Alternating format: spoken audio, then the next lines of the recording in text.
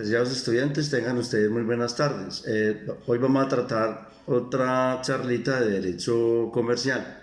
Bueno, recuerden que yo les mandé a ustedes un link de un documento relacionado con los títulos valores. Ese documento ténganlo presente, esténlo leyendo. También en el Código de Comercio vamos a estudiar todo el capítulo 619. El 619 que tiene que ver con los títulos valores. Bueno, por favor, van haciendo una lectura sobre esto. Es muy probable que yo les mande un cuestionario para mirar si ustedes están estudiando o por lo menos hicieron la lectura y listo. La semana entrante les paso la nota de este último seguimiento, o sea, el tercer seguimiento, y les estaré informando cómo van las cosas. Bueno, vamos a repasar entonces. Ya veníamos hablando lo del comerciante. Todo el está en los primeros libros, en los primeros artículos de nuestro Código de Comercio. Comerciante puede ser toda persona natural o toda persona jurídica que realice una actividad mercantil y del cual esa actividad mercantil genera su sustento. O sea, profesionalmente realiza una actividad mercantil. Esa actividad mercantil debe generar una utilidad, un beneficio y de la cual económicamente tiene su sustento. Bueno, ese es el comerciante como tal. El comerciante pues tiene inhabilidades, existe un régimen de inhabilidades para el comerciante, ¿cierto? Entendamos que toda persona que para ejercer la actividad comercial debe ser capaz. Esto debe estar concomitante con el artículo 1502 del Código Civil y el artículo del Código de Comercio, donde habla de este artículo 864 y 101 del Código de Comercio. Es muy importante. Siempre se me enredan un poquito los artículos. Bueno, la capacidad. Recordemos que la capacidad es muy importante porque toda persona, la ley presume que toda persona mayor de 18 años se presume capaz, ¿sí? Habíamos hablado que también existen incapacidades, ¿cierto? Si hablamos de capacidad, pues hay incapacidades. ¿Cuándo se presentan las incapacidades? Pues las incapacidades las podemos dividir en dos partes: incapaces absolutos e incapaces relativos. Los incapaces absolutos son aquellos que la ley no les permite realizar ningún tipo de acto jurídico o negocio jurídico. Más bien, en derecho comercial habíamos dicho que suena mejor utilizar el término negocio jurídico. Los actos jurídicos son los que realizan las personas naturales entre sí. Porque las empresas como tal, las actividades entre las empresas y comerciantes comerciantes con particulares se llamarán negocios jurídicos. Si le decimos acto jurídico también se entiende bien, pero es mucho más técnico decir negocio jurídico. Negocio jurídico son los actos, es la manifestación de la voluntad de los comerciantes y de los comerciantes entre ellos, entre sí. Bueno, entonces las incapacidades, ¿se acuerdan ustedes? Hablamos de incapacidad absoluta e incapacidad relativa. La incapacidad absoluta es que la ley no permite que estas personas realicen actos jurídicos, tampoco realicen y menos negocios jurídicos. Por ejemplo, los infantes, niños de 0 a 7 años, los impúberes, niñas de 7 a 14 a 12 años y niños de 7 años a 14 años, son impúberes. Los sordomudos, los dementes, los sordomudos que no se puedan dar a entender por escrito. Ojo, si un sordomudo sabe leer y escribir es capaz, pero si no sabe leer ni escribir es completamente un incapaz absoluto. Los que están en interdicción, los infantes, impúberes, los mentecatos pues son las personas con enajenación mental, los que nosotros llamamos bovitos, pues una enajenación mental tremenda, no hay una madurez psicológica, entonces ya son personas discapacitadas mentalmente. Bueno, los incapaces relativos, la ley le permite realizar determinados actos jurídicos o también negocios jurídicos. Por ejemplo, los menores adultos, niños hombres mayores de 14, menores de 18 y mujeres mayores de 12, menores de 18. Se llaman púberes, y los que están en interdicción por demencia y interdicción por disipación. Bueno, interdicción por demencia, recuerde que son aquellas personas que a través de una sentencia judicial, por una orden de un juez de la República, le tiene vedado realizar cualquier acto o negocio jurídico, dado que tiene algún problema de tipo mental. Por ejemplo, una demencia senil o una demencia parcial, transitoria, que puede generar trastornos mentales y por lo siguiente, mientras se encuentre en ese estado, pues puede realizar actos jurídicos o negocios jurídicos si es empresario, donde pueda generar un detrimento patrimonial o esté de por medio de su patrimonio, se pueda perder. Ya habíamos hablado de eso. Y la interdicción por disipación es aquella persona que por orden de un juez, porque tiene que haber un proceso primero que todo, no le permite realizar actos jurídicos o negocios jurídicos, toda vez que tiene problemas también en trastornos psicológicos. Son aquellas personas que pierden su voluntad, porque se vuelven adictos a las máquinas, a los juegos de azar. Todos esos juegos de azar, taurear, máquinas, todos esos casinos, a lo que se le ha llamado el bazuco electrónico. Esas personas se van volviendo enajenados mentales, van perdiendo como la estabilidad psicológica, y de pronto salen vendiendo su patrimonio, lo salen negociando, rifando en un sombrero. Bueno, esas personas, la ley no les permite que realicen actos jurídicos mientras se encuentran en ese trastorno, y se llama incapacidad relativa porque ellos de pronto pueden recuperar su estado de madurez, su normalidad completa, a través de tratamientos médicos, psiquiátricos, etc. Entonces, una vez se rehabiliten, pues presentan esa manifestación a través del médico que los tratante al juez, un certificado médico para que el juez los vuelva a habilitar para que realicen actos y negocios jurídicos.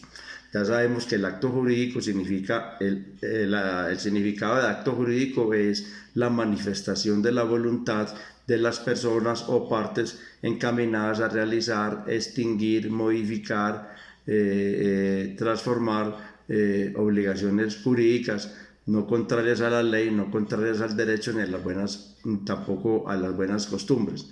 Es la manifestación de la voluntad de las partes encaminada a crear, modificar o extinguir situaciones jurídicas lícitas. Ese es el significado de acto jurídico.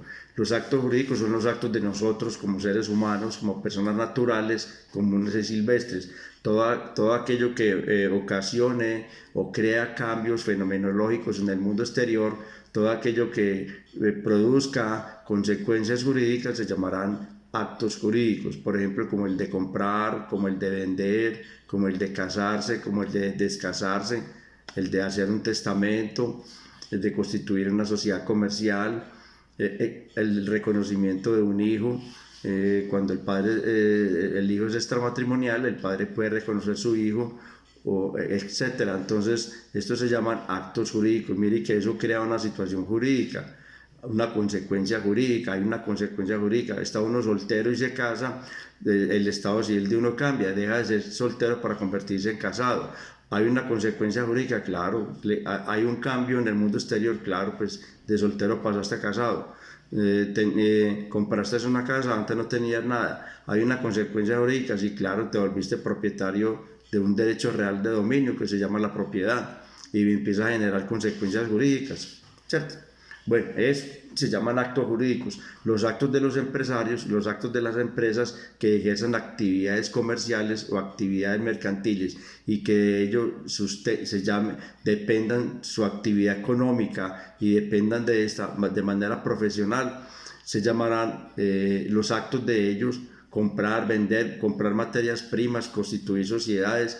Todo eso se llamarán fusionarse con otra empresa. Se llamarán negocios jurídicos. Es un nombre más técnico dentro del derecho comercial. Si tú, vuelvo y repito muchas veces, si usted le dice acto jurídico, también se entiende que está bien, pero para ser más técnicos me gusta más decir negocio jurídico, porque se entiende que son los actos de los comerciantes. Pero, la administración, el Estado, especialmente la rama ejecutiva, todos los de la rama ejecutiva, el gobierno central y los gobiernos descentralizados y sus empresas que se rigen por las normas del derecho administrativo, las empresas estatales y empresas de economía mixta, los actos se llamarán actos administrativos. Acto administrativo son los actos de las entidades del Estado, son los actos de la rama ejecutiva. ¿Sí? Es la manifestación de la voluntad unilateral, ya es unilateral de la administración. Cuando yo digo administración, entiéndase en todas las entidades u órganos que pertenecen en especial a la rama ejecutiva, o todas aquellas entidades que se encuentren en ejercicio de la función administrativa, Estos actos se llamarán actos administrativos. Y reza así: es la manifestación de la voluntad unilateral de la administración pública encaminada a crear o modificar o extinguir situaciones jurídicas lícitas, no contrarias a la ley, no contrarias a la Constitución, no contrarias a las buenas costumbres y a la doctrina legal más probable. Así lo define teóricamente el concepto de acto administrativo. Entonces ya tenemos tres elementos: cómo se manifiestan las partes, cómo se manifiestan las personas naturales o jurídicas. Si son personas jurídicas que pertenecen al Estado, a entidades del gobierno o del Estado, se llamarán actos administrativos. Muy bien. La manifestación de la voluntad unilateral de la administración, ¿cierto? Encaminada a crear, modificar o extinguir situaciones jurídicas lícitas. Si son actos de las particulares entre sí, o sea, personas como nosotros, comunes y silvestres particulares, cuando nos casamos, cuando nos descasamos, cuando compramos, cuando vendemos, cuando hacemos un testamento o hacemos una permuta. Permuta es cambiar una cosa por otra. Todas estas actividades que crean o generan consecuencias jurídicas se llamarán actos administrativos.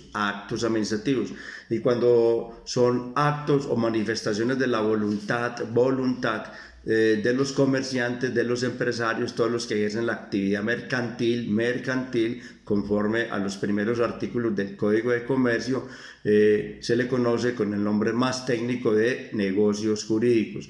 También se le dicen actos jurídicos, pero vuelvo y repito, es más técnico decir negocios jurídicos. Bueno, los comerciantes, toda persona natural o jurídica, se puede denominar comerciante siempre y cuando ejerza actividades de naturaleza mercantil y que esa actividad sea constante, de ella dependa su vida, su trabajo. Profesionalmente, en forma profesional, no quiere decir que sea profesional, quiere decir que sea que tenga un título universitario, sino en manera profesional, o sea, es una actividad constante de trabajo, su actividad mercantil, del cual genera una utilidad. Bueno, eso es la definición de comerciante, están en los primeros artículos del Código de Comercio. La clasificación de los comerciantes lo vemos para en el artículo 10, del Código de Comercio. Y el artículo 13 habla de las calidades para ejercer el comercio. Las calidades. Bueno, de ella se desprende la presunción de comerciante. ¿Cómo se presume que una persona es comerciante? ¿Cómo se presume? Pues cuando se encuentra escrita su nombre y su establecimiento en el registro mercantil o en la matrícula mercantil de la Cámara de Comercio donde se encuentra ubicado su negocio o su establecimiento de comercio. ¿Cómo se presume que una persona natural o jurídica es comerciante? Cuando la persona tenga un establecimiento de comercio abierto al público, abierto al público. Bueno, y la otra es cuando esta persona, natural o jurídica obviamente, se anuncia al público como comerciante a través de cualquier medio, cualquier medio de comunicación. Recuerde que hay personas naturales que ejercen actividad comercial y se denominan comerciantes, ¿cierto? Bueno, entonces simplemente la clave es que esa actividad comercial sea constante, permanente, pública, lícita, y de ellos ejerza su actividad mercantil y de ello sus ingresos, su trabajo, su trabajo como tal venga de esta actividad mercantil como tal, porque hay personas que tienen un trabajo en alguna empresa, tienen un trabajo en una empresa normal y de pronto cada 15 días o cada 2 meses trae el hueco 4 o 5 pares de zapatos o 4 o 5 blue jeans o blusas y van y se los venden a sus compañeros. Pero, ¿cierto? Ven como ayudándose ahí, hacen unas venticas. Eso no, la ley no presume que ellos sean comerciantes, no. Tiene que depender económicamente de la actividad mercantil. ¿Se han dado cuenta ustedes que, por ejemplo, o los compañeritos de la universidad, que muchos llevan una canasta llena de confites y frunas y entonces se van a venderlas de salón en salón? O son estudiantes, o son comerciantes, o qué son, ¿cierto? La ley no presume que ellos son comerciantes, tienen que depender de una actividad comercial como tal, deben de estar inscritos en la Cámara de Comercio o deben de tener abierto un establecimiento de comercio, deben de anunciarse al público como comerciantes por cualquier medio y que esta actividad comercial sea su verdadera profesión, oficio y ocupación. ¿Sí me hago entender? ¿Estamos claros? Bueno, además, el comerciante también puede realizar toda persona, toda persona puede realizar la actividad comercial directamente de él. También la puede realizar a través de apoderado. También la puede realizar por interpuesta persona. No necesariamente tiene que ser la misma persona que realice la actividad comercial para que se repute como comerciante. Puede ser el mismo o por apoderado o por interpuesta persona. Me explico. Por ejemplo, los dueños del grupo Aval, Sarmiento Angulo, los del Banco de Occidente, Banco de Bogotá, los pobrecitos del Banco Popular, todo Sarmiento Angulo, pues ese señor, su profesión es un ingeniero civil, pero él no ejerce la actividad comercial de él, que está ubicada en el sector terciario, o sea, bienes y servicios. Es un comerciante, claro, es un comerciante financiero, pero él ejerce la actividad comercial, no la ejerce por interpuestas personas, por intermediarios o apoderados, pero entonces dice la ley que la actividad comercial la puede realizar o la misma persona directamente o por apoderado o por interpuesta persona. Entonces, en el ejemplo que yo les pongo, el señor Luis Carlos Sarmiento Angulo puede realizar su actividad comercial a través de otras terceras personas. Yo no creo que él se vaya pues a cumplir un horario en una oficina de una entidad financiera de las suyas a trabajar igual que otros, no creo. Para eso delegan sus responsabilidades y sus obligaciones, pero él es un comerciante, está registrado en la Cámara de Comercio, tiene la capacidad para ejercer el comercio, su capacidad de gozo y capacidad de ejercicio, está inscrito en el registro mercantil como tal, tiene su matrícula o registro mercantil y no hay ningún problema porque la ley permite que otras personas puedan representar al comerciante como tal. Vamos bien, ¿cierto? Vamos bien. Bueno, recordemos pues que el artículo 1502 del Código Civil nos dice que para los consentimientos, para realizar actos, contratos, la capacidad de la persona, la voluntad, para que una persona se pueda obligar con otra y a realizar actos jurídicos o negocios jurídicos. El Código de Comercio tiene un artículo que es el 864 y es muy parecido al artículo 1502 del Código Civil, que dice, habla de los actos y declaraciones de la voluntad. Estamos repasando, para que una persona se obligue para con otra, ¿cierto? Se obligue para con otra en cualquier acto jurídico, negocio jurídico, como se quiera llamar, pues primero que todo se requiere que sea capaz, legalmente capaz. ¿Y cuándo es capaz una persona? Cuando tiene la mayoría de edad, cuando tiene la capacidad de goce y la capacidad de ejercicio y la suficiente actitud reflexiva para poder discernir o valerse por sí misma.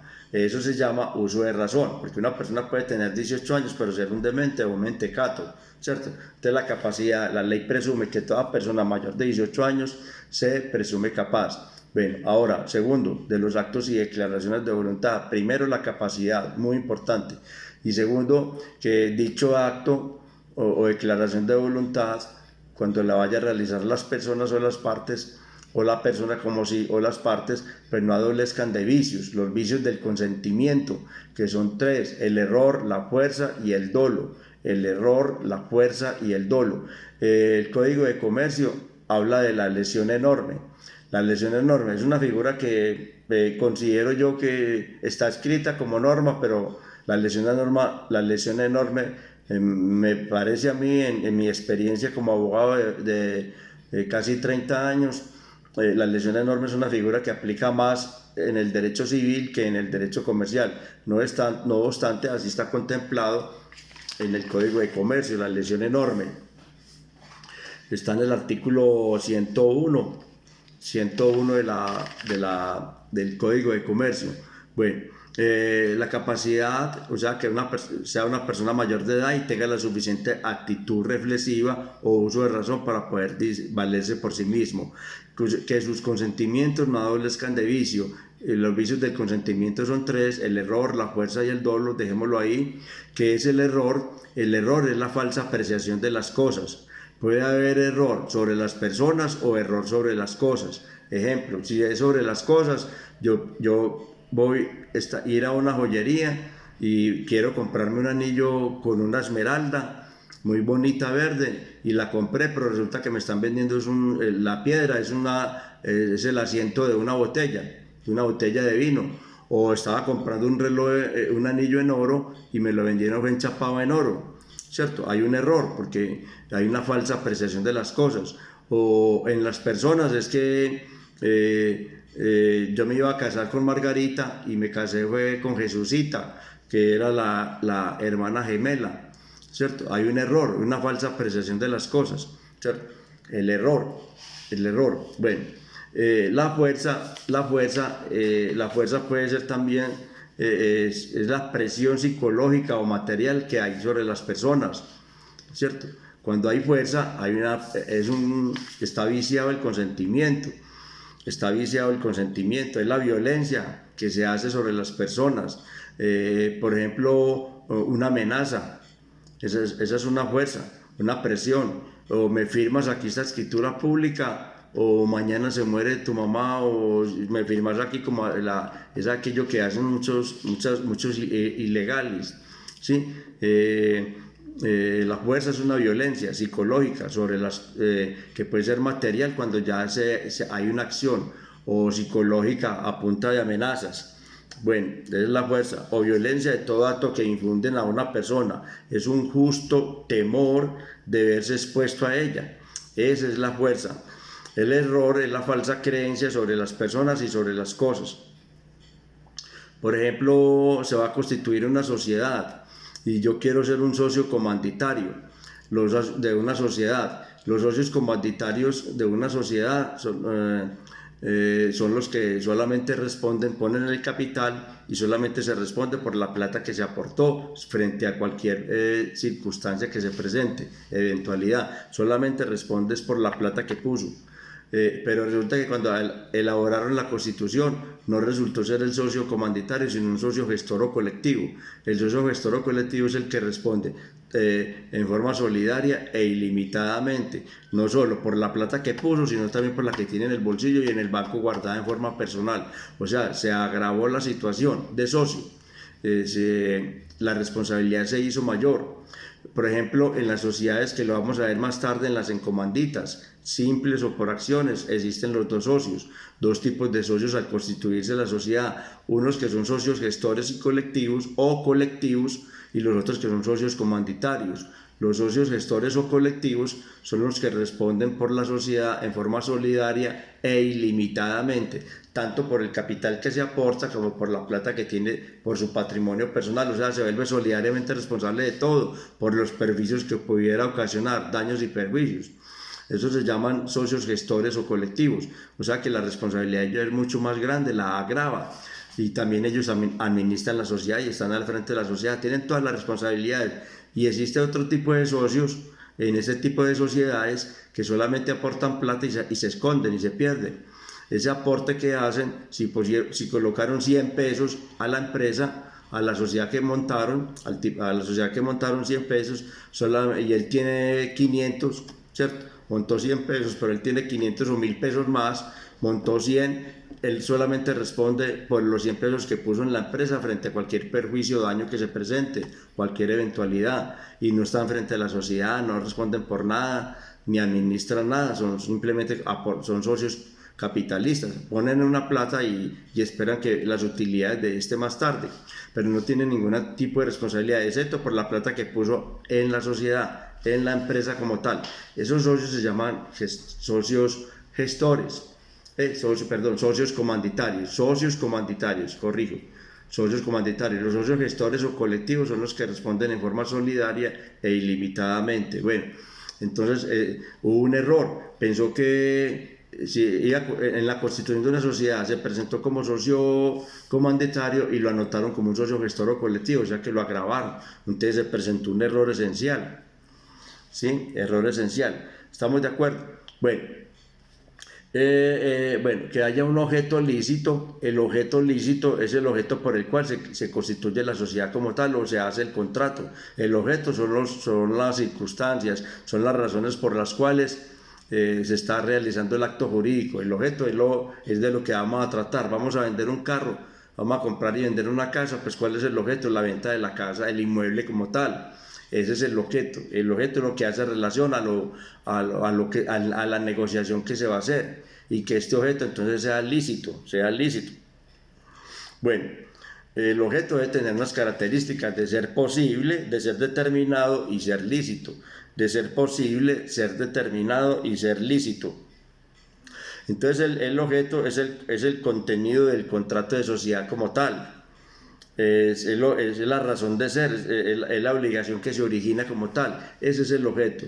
Y la causa lícita, recordemos que estamos hablando del lícito. El lícito es todo lo que sea legal, viable, lo correcto, ¿sí? No es contrario a lo ilícito. Y la causa lícita, las causas son los móviles que dieron el origen, el contrato como tal, el acto o contrato como tal. Es el motivo que induce el móvil, es el motivo que induce el acto o contrato. No se puede contrariar la ley, ni la buena costumbre, ni la doctrina legal más probable. Esa es la causa lícita. Entonces, vamos a leer todos el artículo 1502 del Código Civil para los actos de validez como tal, ¿cierto? Actos y declaraciones de la voluntad, en concordancia con el 864 del Código de Comercio. Muchachos, les recomiendo que todo lo que sea en derecho, todas las materias de derecho, ustedes van a ver más derecho, me imagino. Esto se aprende repasando con el código en la mano, la lectura de las notas del cuaderno y las notas de clase por este lado y el código por este otro lado. ¿Por qué? Porque eso le da mucha retentiva y le da ubicación en el tiempo y en el espacio. Y usted sabe que las notas de clase las tiene aquí y el código lo tiene aquí. Usted ya está leyendo acá la teoría, y la práctica es cuando va al código y dice, vea el código, aquí está. Y es muy importante uno saber dónde están las cosas.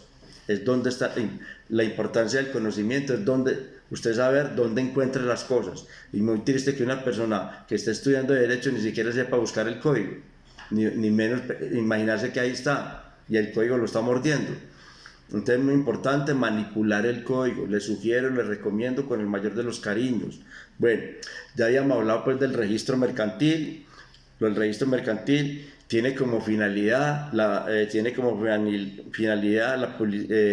publicar los registros y los actos de llevar la matrícula de los comerciantes y de los establecimientos de comercio. Esa es la importancia del registro mercantil.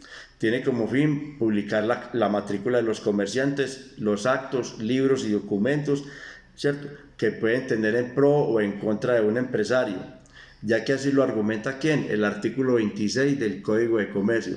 Aunque todos los libros, documentos, libros, actas de socios, actas de accionistas, actas de constitución de sociedades, actas de reuniones ordinarias y extraordinarias, libros, documentos, correspondencia, libros de contabilidad, todo se debía de registrar. Para mi época se debía de registrar. Resulta y sucede que hay un decreto ley que lo modificó, el 0019.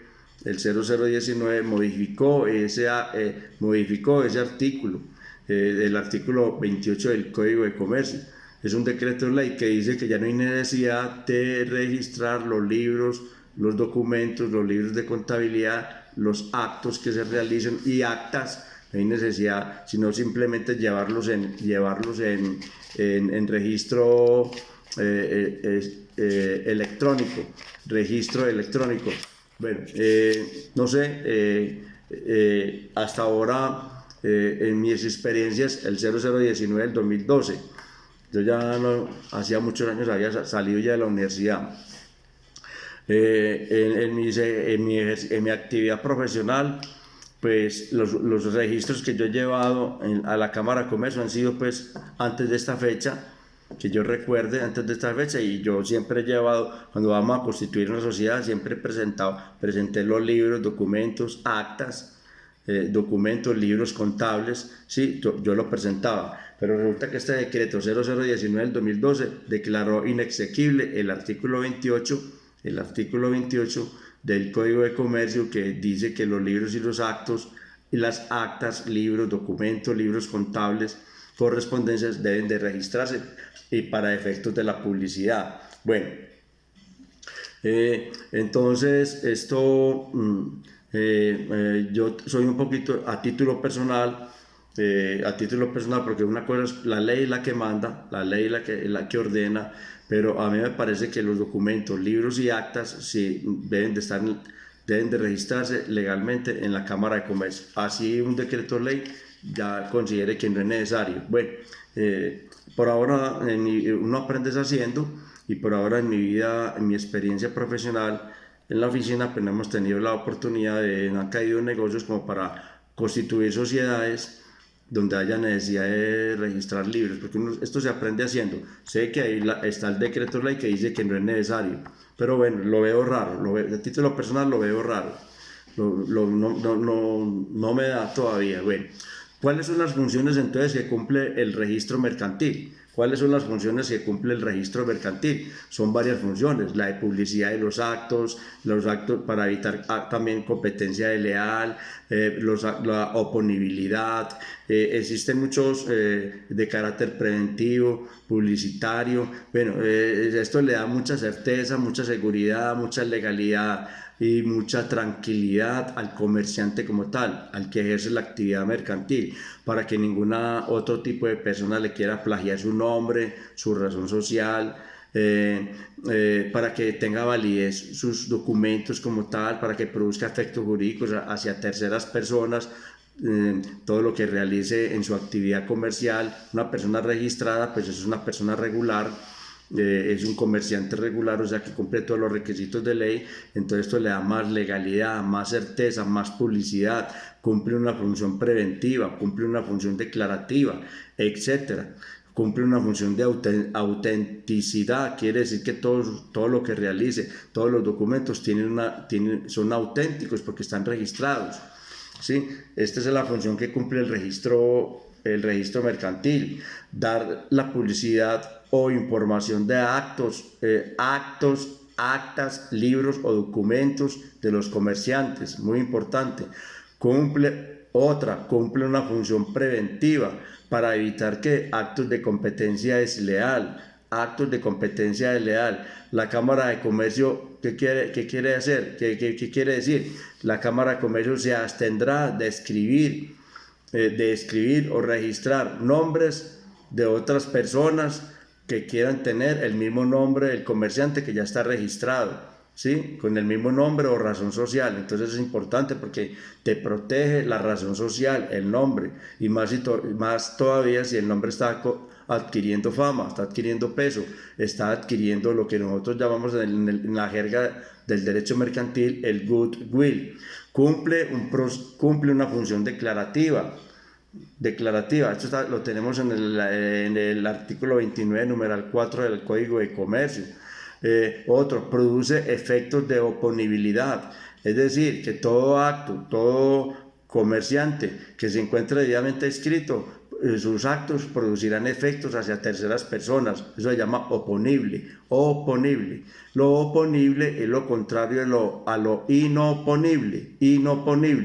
Lo inoponible es cuando sus actos no producen efectos hacia el exterior, hacia las terceras personas, sino únicamente entre las partes. En cambio, lo oponible es cuando produce efectos tanto internamente como hacia terceros. O sea, públicamente al exterior, sus actos también producirán efectos jurídicos. Cumple una función constitutiva. Cumple una función de saneamiento. Quiere decir que consiste en que la inscripción a la Cámara de Comercio, al registro mercantil, subsana defectos deficientes. Cuando uno va a matricular una empresa, una nueva sociedad, al aportar todos los documentos en la Cámara de Comercio, hacen un control de legalidad, verificando que todos los documentos sean auténticos, legales, lo que esté presentando y al día, conforme a las normas preexistentes, a los requisitos y normas preexistentes. Entonces usted lleva su carpeta para constituir una empresa, entonces ya le dicen en la Cámara de Comercio, esto me sirve, esto no me sirve, esto ya no, cámbieme esto, tráigame otro. Entonces es una función de saneamiento, eso se llama saneamiento. Cumple una función de autenticidad, que ya lo había dicho, o sea que todos los documentos que exponga el comerciante pues se presumen ya auténticos. Bueno, todos estos son las funciones que cumple el registro mercantil, ¿sí? Esos son los objetivos y los principios y funciones que cumple el registro mercantil, muy importante tener en cuenta. Bueno,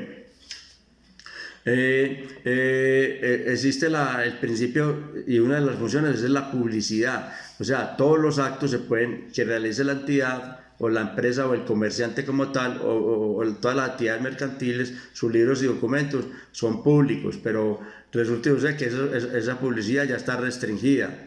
Está restringida porque por ahora, por el alto grado delincuencial que hay, entonces la Cámara de Comercio se abstiene ya muchas veces o exige unos requisitos de más, ¿sí? Agrava la situación de no entregar ciertos documentos o no exponerlos, o la persona que los va a solicitar le hacen llenar una documentación especial, ¿sí? Una documentación especial, porque es que ya esos documentos se han generado extorsiones, actos ilícitos, fraudulentos, de engaños a los comerciantes. Entonces ya la Cámara de Comercio se está absteniendo de entregar de exhibir documentos a personas distintas que lo soliciten. No obstante, se viola el principio de publicidad, porque todos los documentos se presumen públicos, pero esto funcionaba 20 años atrás, cuando las cosas todavía no eran como tan delicadas y tan peligrosas. Ahora hay mucho crimen organizado. Bueno, ya habíamos hablado de la capacidad de goce y la capacidad de ejercicio. La capacidad de goce es la que adquiere toda persona en el momento de nacer, adquiere todo lo que es capacidad de goce. La persona que nace, el ser humano cuando nace, la persona natural, adquiere una capacidad de goce y se adquiere en el momento de nacer. Y también conocido con el nombre de atributos de la personalidad o atributos personalísimos. ¿Cuál es? El nombre, el domicilio, el nombre, el domicilio, la nacionalidad, el patrimonio, el estado civil, ¿cierto? Nombre, domicilio, nacionalidad, patrimonio y estado civil. Eso lo adquiere toda persona que cuando nace, cualquier ser humano, cualquier individuo de la especie humana. El nombre que le colocamos, que nos colocan a todos nosotros. El domicilio, tener un domicilio, una residencia, ¿cierto? La nacionalidad, pues si nacimos aquí en este país, pues seremos colombianos. El patrimonio, pues si nuestros padres tienen bienes, nosotros pues, o hay herencias, nosotros tenemos derecho a heredarla por el hecho de haber nacido y ser hijos de esas personas. El estado civil, pues obviamente que todo el que nace soltero, ¿cierto? Bueno, igualmente las empresas, como las empresas son personas ficticias, son entes ficticios, el artículo 633 del Código Civil lo dice así: son entes ficticios o personas ficticias capaces de tener derechos y contraer obligaciones y de ser representadas legalmente. Las personas jurídicas, o sea, las empresas también tienen atributos de la personalidad, también gozan de capacidad de goce y de capacidad de ejercicio, ¿cierto? La capacidad de ejercicio, tanto para la persona natural como para las personas jurídicas, es de poder, si tienen derechos, pues ya también pueden contraer obligaciones, comprar, vender, a meterse en una empresa, a ser socio de una empresa, adquirir deudas, préstamos, hipotecas, obligaciones. Es tener un pasivo y tener un activo y un pasivo y cuentas por pagar. Todas las obligaciones que nosotros tenemos. Esa es la capacidad de ejercicio. Bueno, las empresas también, como son entes ficticios, son personas ficticias, también adquieren los atributos de la personalidad, o también adquieren la capacidad, más bien la capacidad de goce y la capacidad de ejercicio. La capacidad de goce se adquiere con el nacimiento. Si vamos a hablar de la persona jurídica o la persona o la empresa como tal. ¿Cuándo nace una empresa? Cuando se constituye legalmente, por escritura pública, ¿cierto? Cumpliendo los requisitos del artículo 110 del Código de Comercio. El artículo 110 es cómo se conforman los estatutos, cómo se constituyen los estatutos de una sociedad. Es el manifiesto de cómo la sociedad va a nacer. Eso, y eso queda inmerso en una escritura pública, y posteriormente esa escritura pública se perfecciona registrándola en la Cámara de Comercio. Se adquiere lo que acabamos de leer ahorita o hablar, la matrícula mercantil, para que nazca a la luz jurídica, para que se constituya como una verdadera empresa regular, con todos sus derechos y con todas sus obligaciones. Se constituye como una empresa regular. ¿Cuándo nace? ¿Cuándo tiene la capacidad de goce? La capacidad de goce cuando nace a la luz jurídica como empresa regular, o sea, que esté constituida con escritura pública y registro. ¿Qué hay en la escritura pública? Todo el artículo 110, nombre, domicilio de las partes, nacionalidad de las partes. ¿Quiénes son las partes? Los socios que conforman la sociedad, los socios que crean la sociedad. El objeto social de la empresa, el objeto social a realizar la empresa, el capital de la empresa, el capital suscrito, el capital pagado, cómo se va a constituir la sociedad como tal, cómo la van a conformar, la junta directiva cómo va a estar constituida, el órgano de dirección, el órgano de administración, el órgano de fiscalización, el administrador, cuáles van a ser las funciones, cuáles funciones se reservan los socios, las asambleas ordinarias y extraordinarias, cómo se van a desarrollar en las fechas determinadas, ¿sí? La contabilidad, cómo se va a llevar la contabilidad, las funciones del contador, de acuerdo al tipo de la sociedad y de acuerdo al monto, al capital suscrito, ¿cierto? Conforme al artículo 43 de la ley 43 del 90, pues depende del capital suscrito, pues depende si requiere el revisor fiscal o no. El revisor fiscal es especialmente para las sociedades anónimas y también igualmente para aquellas sociedades cuyo capital sea superior a 5.000 salarios mínimos legales mensuales. Entonces todo esto, o sea, la constitución de la sociedad, el acta de constitución de la sociedad, pues es todo lleva toda la documentación propia en sí, qué es la sociedad, quién la va a conformar, quiénes van a ser los socios, la función, el objeto social a desarrollar, el tiempo de duración es muy importante, el tiempo de duración de la sociedad, el tiempo de duración, las causales de disolución y liquidación, y los conflictos cómo se van a dirimir, si a través del laudo arbitral, tribunal de arbitramiento o a través de la justicia ordinaria, etcétera. Eso trae un recorrido. Todo eso lo encontramos, por favor, es muy importante, en el artículo 110. Si hay lugar, si tenemos tiempito, pues lo estudiaremos o lo repasaremos en la próxima lección, o si nos da tiempo más tarde. Bueno, todo el artículo 110, tenerlo en cuenta. Bueno, entonces, una verdadera empresa al constituirse, pues debe constituirse. El primer paso es que para que se conforme como una sociedad regular, porque existen tres tipos de sociedades: las regulares, las irregulares y las de hecho. Las de hecho son las que no tienen nada, nacieron de la noche a la mañana sin nada, sin ningún tipo de documento legal. Bueno, entonces la capacidad de ejercicio, tanto la persona natural como la persona jurídica, simplemente es que si tienen capacidad de goce, si tienen los derechos, pues también pueden contraer obligaciones. La capacidad de las empresas se circunscribirá de acuerdo al desarrollo de su objeto social y a las obligaciones que contrae, ¿cierto? Lícitamente hablando, todo lo que la ley habla mucho del lícito. La palabra lícito abunda en casi todos los articulados del Código de Comercio. Bueno, habíamos hablado, o de pronto no sé, no recuerdo la clase pasada, la lección pasada, la competencia desleal. Es muy importante. Yo les dije a ustedes que bajaran por internet esa ley, la ley 256 de 1996. Ley 256, son 2 o 3 hojitas, por compañeritos, que debemos de bajar. La competencia desleal. Entonces, primero, si se habla de leal es porque hay algo que se habla de leal, ¿cierto? De leal, lo leal es lo correcto, lo desleal es lo incorrecto, es lo contradictorio, lo que no está ajustado a derecho. Entonces, en todo sistema capitalista, que es el sistema, nuestro modelo económico, pues la competencia leal es válida, vale.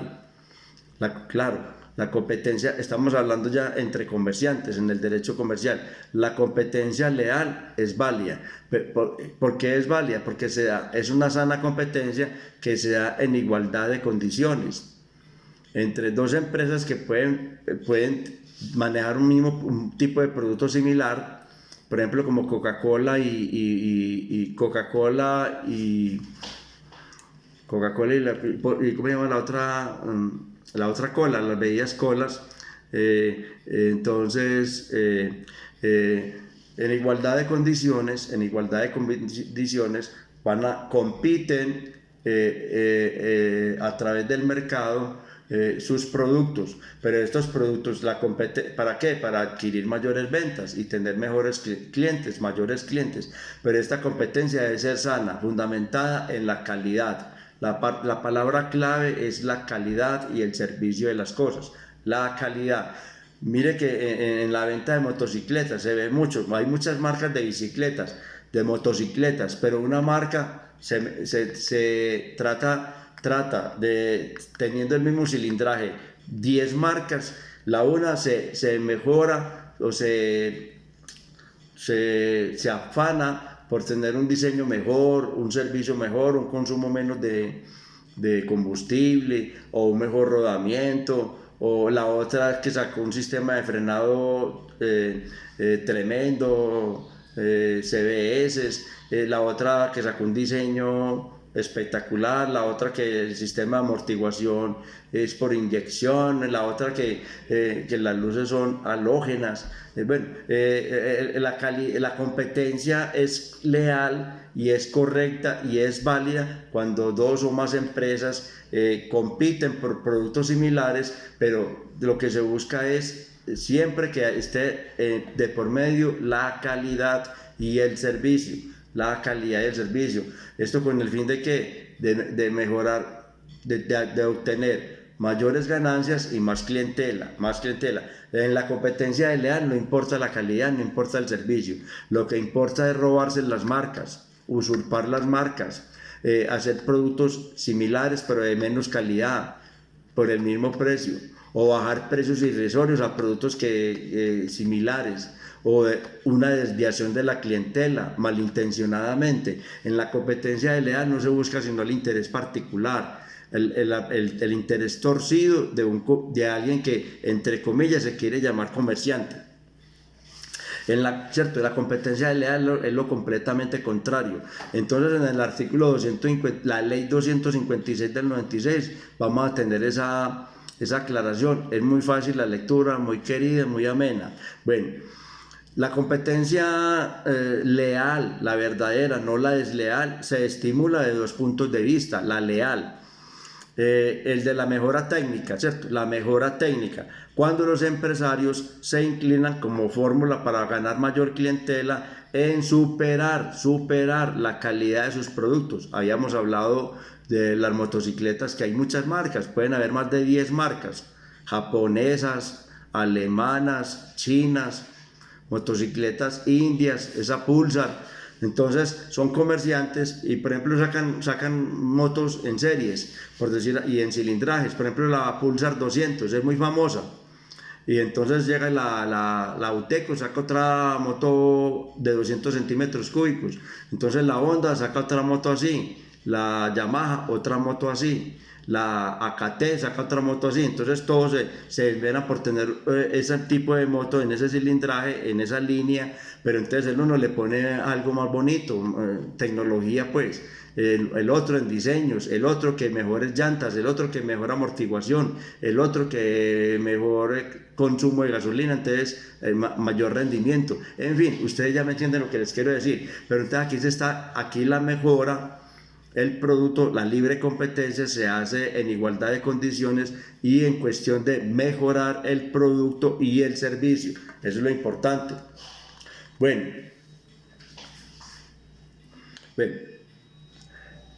entonces hay competencia leal cuando dos o más personas jurídicas, ¿sí? Personas o comerciantes están en la libertad, en igualdad de condiciones de perseguir un mismo fin, con el cual para satisfacer sus necesidades propias. Obviamente que mientras más se venda, mientras más producción, mientras más clientela, pues hay mejores utilidades.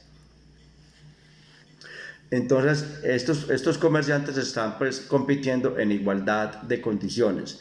Vuelvo y digo, la competencia leal es propia del sistema capitalista, en igualdad de condiciones, y lo que se busca aquí es el servicio y la calidad del producto, la calidad siempre a mejorar, en aras de encontrar más clientes y tener mejores utilidades. La competencia desleal, en cambio, es lo contrario.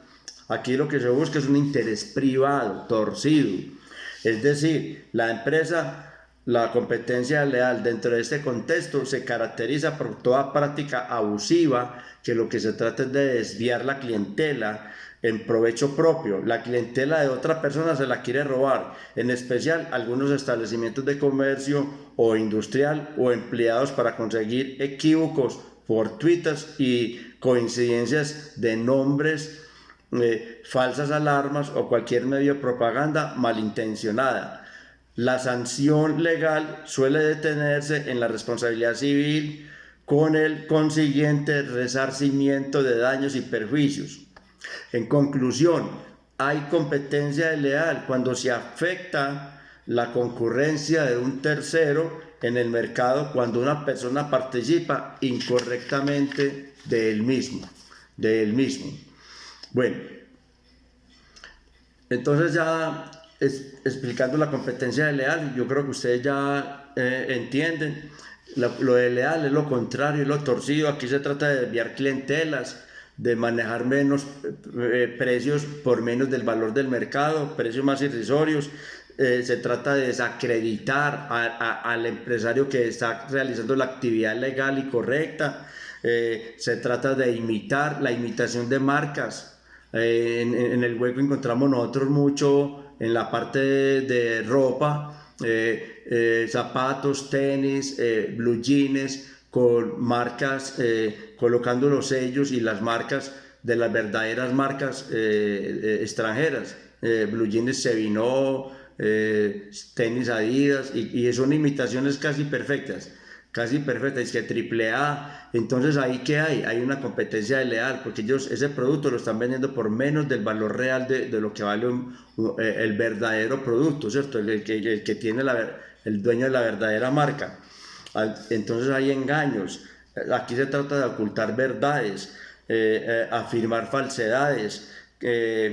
Todo esto, la violación de la clientela, cuando se roban patentes, fórmulas, invenciones secretas, todo esto, y las ponen a intereses personales y entonces atentan contra el patrimonio del verdadero propietario de estas marcas. Todo esto, todas esas actividades engañosas donde se crea confusión, usurpación de marcas, imitaciones, tratando de hacer imitaciones falsas, desviar clientela, todo esto se llama competencia desleal, y obviamente que es sancionado por el Código Penal, tiene sanciones penales y civiles. Las penales, que da la privación de la libertad, y civiles, pues demandas civiles en cuanto a indemnización por perjuicios, los daños y perjuicios que se ocasionan.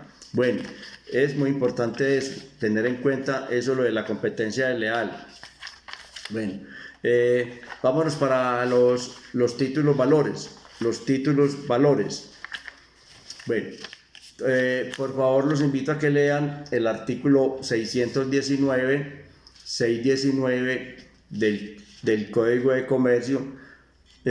Trabajamos los títulos valores, y en la próxima clase, de pronto, queriendo Dios, este fin de semana, grabo otro videíto, o comenzando la semana, grabo otro videito para que manejemos los tipos de sociedades. Vámonos a meternos en el libro de las sociedades a partir del artículo 90, algo así, 98.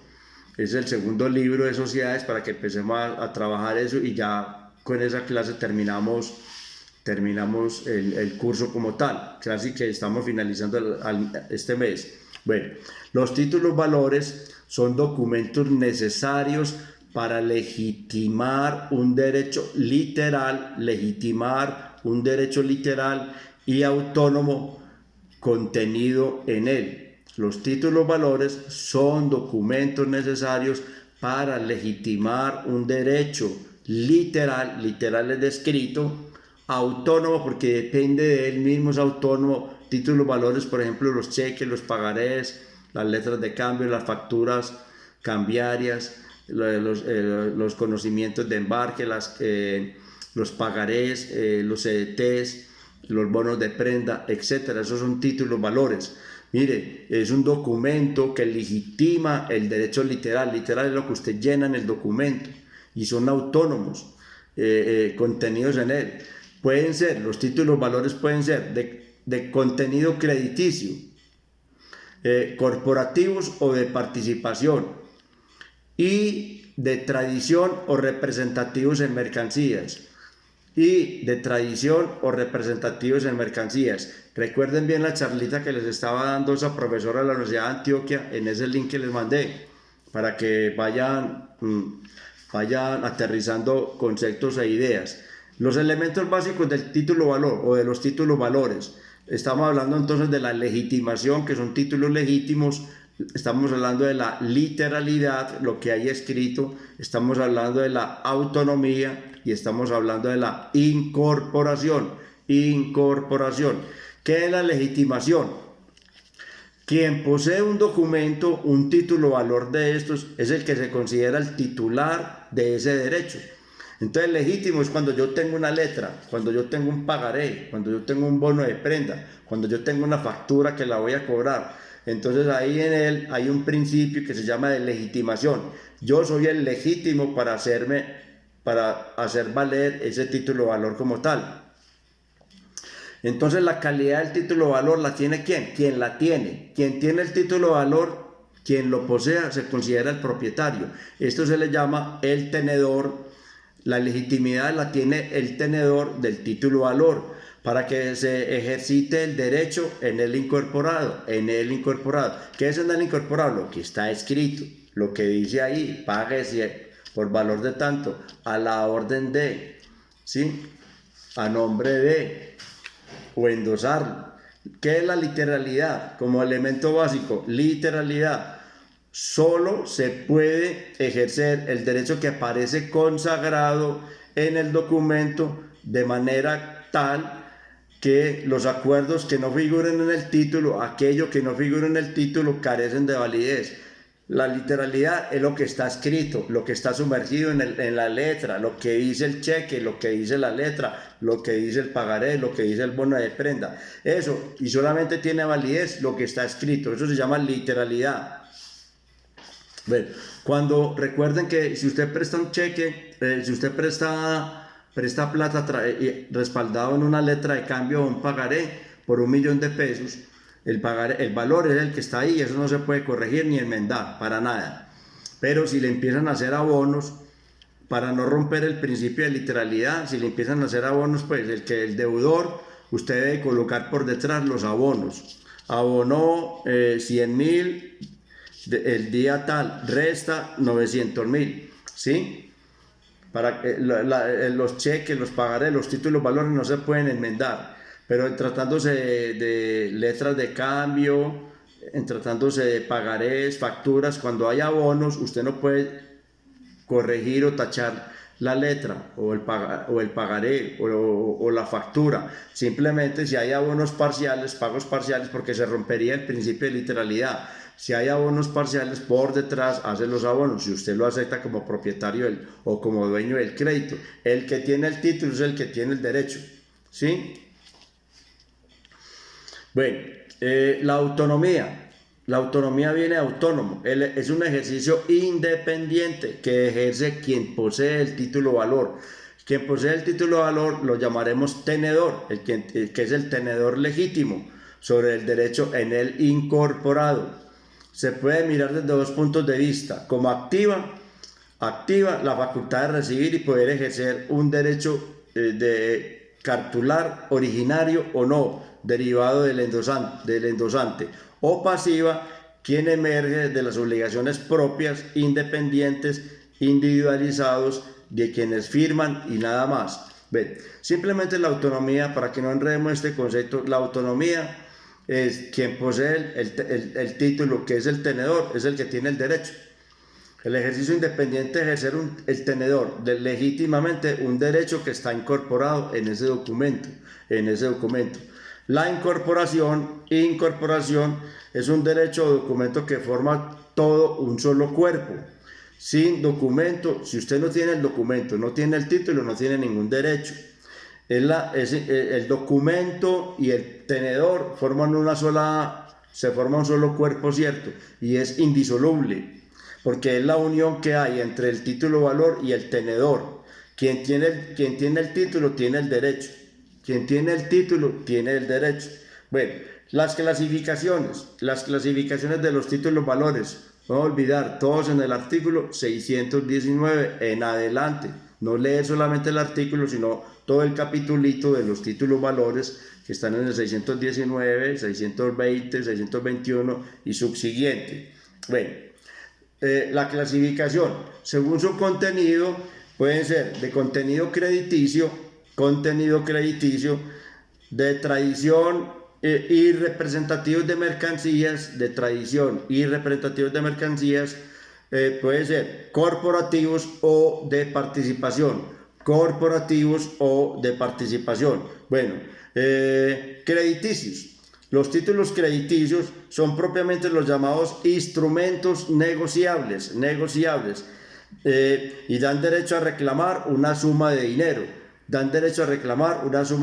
Ejemplo: el cheque, el pagaré, la letra de cambio, la factura cambiaria de compraventa y de transporte, los cupones de las acciones y los bonos, los certificados de depósito a término. Esos son los crediticios. Bueno, los de tradición y representativos de mercancías. Estos títulos se les atribuirán a su tenedor legítimo el derecho exclusivo de disponer como su nombre lo dice, de las mercancías que en ellas se especifican. Esto es, faculta para reclamar derechos que se ejercen sobre unas mercancías y son, ejemplo, la carta de porte o de guía, certificado de depósito de almacén general, los bonos de prenda, los conocimientos de embarque, bonos de prenda, conocimientos de embarque, la carta de porte o guía, certificados de depósito de almacenes generales de depósito, no almacenes normales, almacenes generales de depósito, y los bonos de prenda, y los conocimientos de embarque, Bueno, según los beneficiarios, que esto obedece pues a la ley de la circulación. Según los beneficiarios tenemos el título valor al portador, a la orden y nominativos. Al portador, a la orden y nominativos. ¿Qué es al portador? Al portador es cuando no se determina un beneficiario en específico, así, págase a Julio César Cano, no, al portador, págase al portador. Hay cheques que se entregan así, ¿cierto? Págase al portador. O sea, cualquiera que lo tenga es el titular de ese título valor como tal, es el tenedor o el titular de ese título valor. Entonces, cuando se dicen títulos valores al portador, aquí no se determina un beneficiario específico.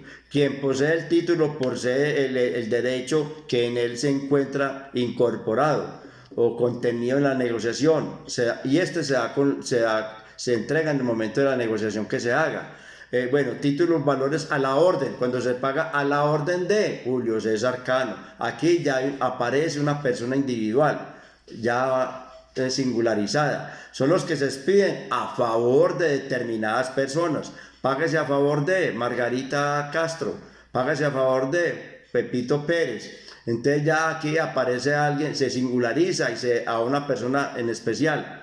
Se le agrega la cláusula a la orden, págase a la orden de, ya lo hemos visto nosotros muchas veces en los cheques.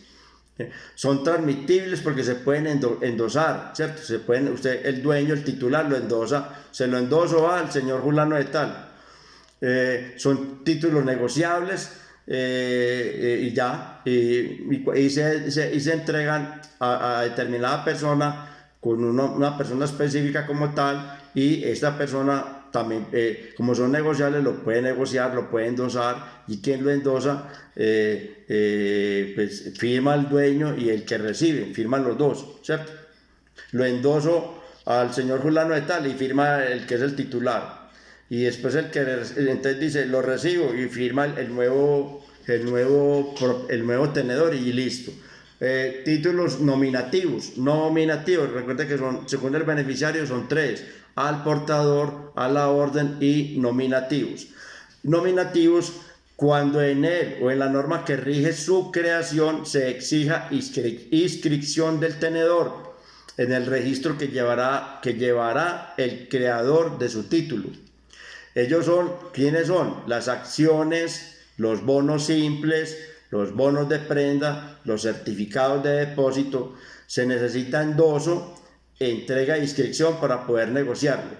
Entonces los nominativos, tenemos los bonos de prenda, los certificados de depósito, las acciones, sí, los bonos simples, bonos de prenda. Estos ya son títulos, valores más estrictos, más exigentes, porque ya estos son los que manejan las empresas con los bonos de prenda, los certificados de depósito. Las acciones ya son más clasificados, más propio de comerciantes como tal. Bueno, en el artículo 621 del Código de Comercio vemos los datos del título valor. Entre ellos la mención del derecho que se incorpora, el lugar y fecha de la creación, usted lo debe llenar bien. El lugar y cumplimiento de la obligación, págase la orden de el día tal, en tal ciudad, en tal dirección, y la firma del creador del título. Bueno, es muy importante tener en cuenta esto. Bueno, vamos a mirar en el Código de Comercio, de los títulos valores, dice los requisitos comunes. Además de lo dispuesto para cada título valor en particular, los títulos valores deberán llenar los siguientes requisitos. La mención del derecho que en el título se incorpora. La firma de quien lo crea. La firma de quien lo crea. La firma podrá sustituirse bajo la responsabilidad del creador del título por un signo o contraseña que pueda ser mecánicamente impuesto. La fecha y lugar de entrega o de pago. Bueno, es muy importante tener en cuenta eso. El artículo 621. Bueno, dejemos por ahí. Dejemos terminado la clase de hoy.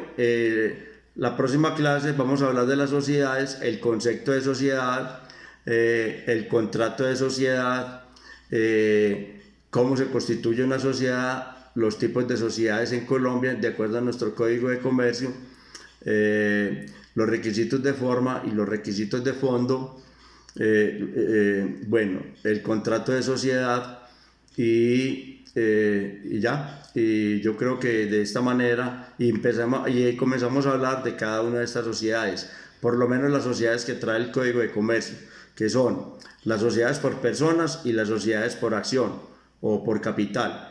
Tenemos la colectiva, tenemos las encomanditas simples y por acciones, tenemos la de sociedad anónima y la sociedad anónima simplificada, tenemos la sociedad de responsabilidad limitada, y tenemos la sociedad mixta, bueno, y la empresa unipersonal. Esas son las sociedades que contemplan nuestro Código de Comercio, ampliándolo con la ley 222 del 95, que aparece ya la empresa unipersonal como tal.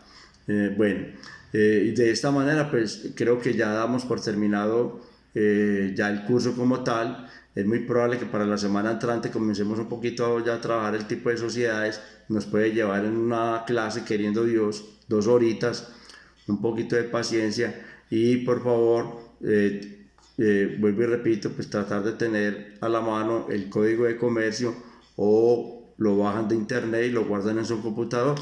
Bueno, muchas gracias. Comenzando la semana les estaré pasando las notas de este taller que me mandaron y así quedaríamos en paz con los 3 quizzes o 3 talleres, o sea, el 60%, y preparémonos entonces para los 2 parciales y listo. Les deseo pues una feliz tarde, les vaya muy bien, hasta la próxima y cuídense mucho. Permiso para apagar mi aparatico. Hasta luego.